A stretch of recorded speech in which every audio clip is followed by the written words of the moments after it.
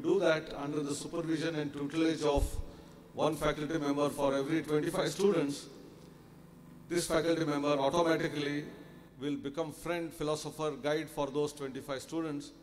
And students in the next 4 years don't have to worry if there is any problem in the institution. They need not go here and there and do strike, but go to that faculty member with whom they have developed friendship and get the problem solved and resolved. I think this is a very important initiative which AICT has undertaken for all colleges, but NITs and IITs may also follow. Some of the IITs are doing this and they have been extremely successful in this. The next one is mandatory internship. We want that every engineering college student during the 4 years must go to industry at least about 6 months' time, either one full semester if the curriculum permits, or at least during 3 summer vacations, 2 months each, if they go to some industry, whether small scale, large scale, SME, I'm sure that they will be able to learn the industry practice. They are still on the campus, and the people from industry who often talk that our students are not employable will vanish. All of them will be ready to become working engineers as soon as they complete their graduation. We have Industry Institute interaction as one of the mottos. We want every institute to have a cell, like placement cell, Industry Institute interaction cell, projects from industry, live projects. The challenges which the industry faces have to be brought to the academic curricula. Students and faculty should jointly solve those problems, which will benefit not only students but also industry in terms of getting the problem from industry being solved by students. We also have declared that every institution should have innovation cell. I am happy only last month when Honorable Minister for the 1003 total innovation cells established in different institutions. NIT Arunachal Pradesh was one of them, and a certificate was issued to NIT Arunachal Pradesh. So this innovation cell should have at least one laboratory or workshop where 24/7 facilities are available for students. Whenever they get new ideas, they should not wait, but should be in a position to go immediately to that place, try to implement that idea. Sometimes they may fail, but never worry about failure. Continue with your passion. I'm sure that one day you will succeed.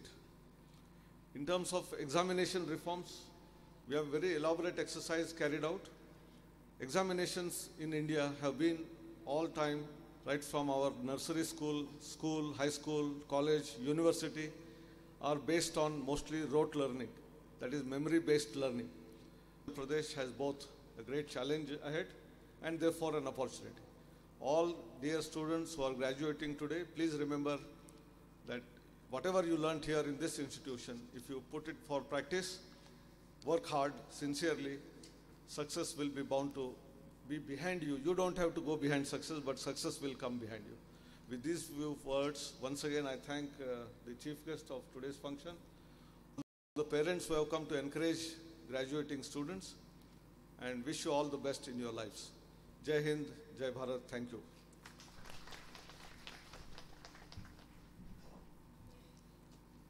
Thank you, sir.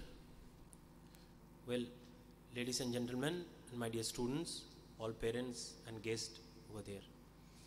It is the time for which we are very eager to listen the convocation address by our chief guest, a great entrepreneur and innovator. It is none other than Mr. Sanjay Hemant Inamdarji. He is a first generation engineer entrepreneur with experience in India, Europe and USA.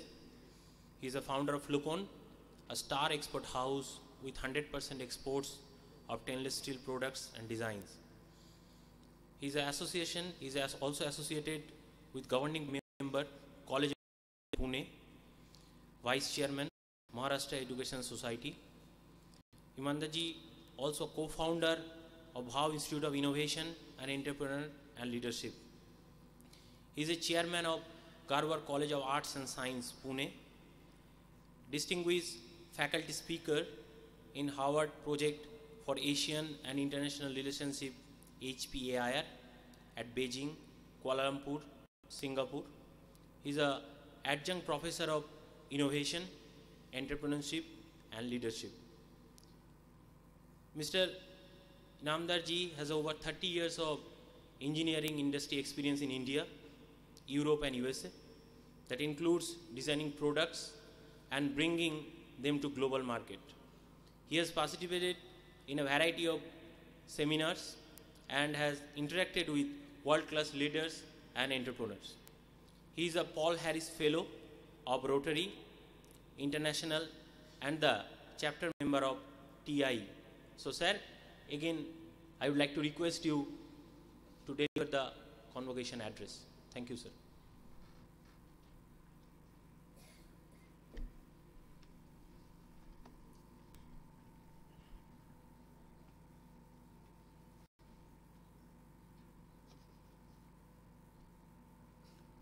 Chairman of NIT and also Chairman of AICTE, Honorable Dr. Anilji Sahasrabudhe sir, Director of NIT, Dr. Mahanta sir, all the dignitaries on the dais, distinguished faculty and staff, esteemed guests, invitees, parents, press, media, and most importantly, my dear graduating students. It is a great pleasure for me to address this 5th convocation of NIT Arunachal Pradesh. I am thankful to the management of NIT for inviting me on this special occasion. Within a short span of 8 to 10 years, this institute has earned a name as an eminent institution for technological study. It is your hard work, dedication, excellence, commitment to study, and commitment of your teachers, staff, the leadership vision of your managing committee, the chairman, that has resulted in this outstanding accomplishment. It gives me immense pleasure to acknowledge particularly the dynamic leadership of your chairman, your director sir, and the members of governing council. My dear graduating students, today is an important day in your lives and a significant landmark in your life journey. Entering this institution facing intense competition, you pursued academic work with great commitment. Through your hard work and dedication to maintain high standards of academia, you earned your degrees and awards. It is a moment of pride for you as much as it is for your teachers, parents, and everyone who has had some part in shaping your life so far. You can recall that your mission for learning technology started here.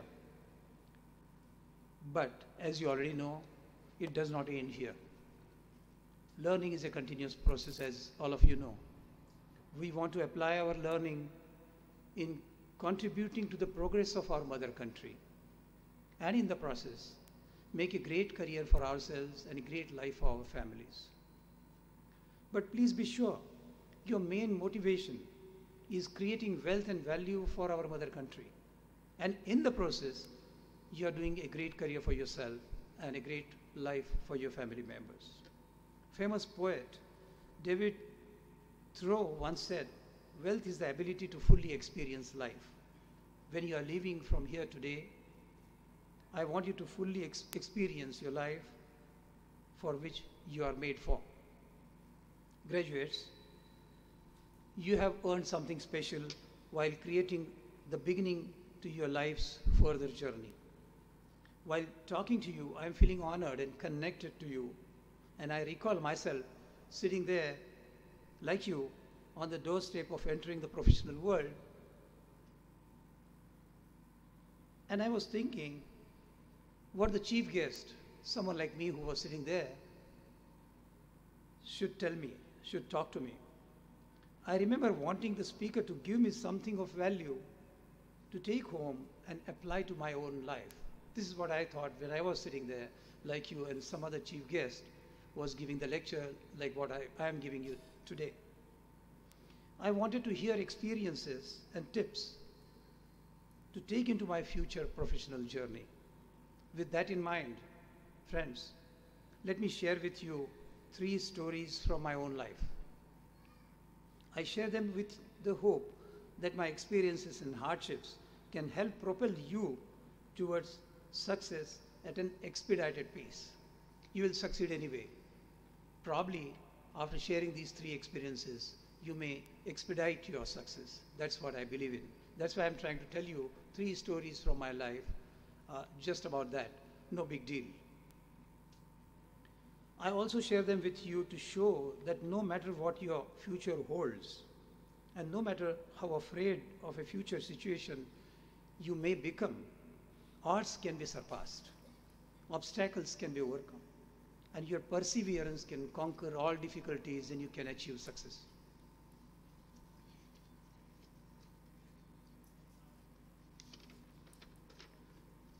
The first story that I would like to share with you is about having the courage to follow your own heart and intuition. Courage to follow your own heart and intuition. Like everyone in this room, my life started while I was in my mother's womb. The lady doctor had told my parents that she would give her best efforts, but since I, the child, was upside down in the stomach of my mother, it was quite likely that I would be delivered dead. Nature allowed me to beat the odds and survive the harsh conditions my mother and I faced at the birth. Both of us survived.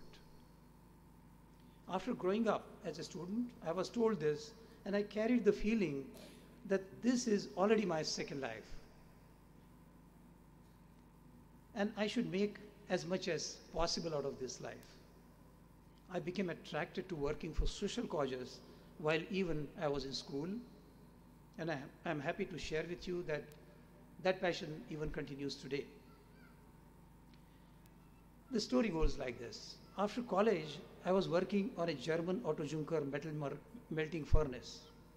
I joined a company in Mumbai for making stainless steel.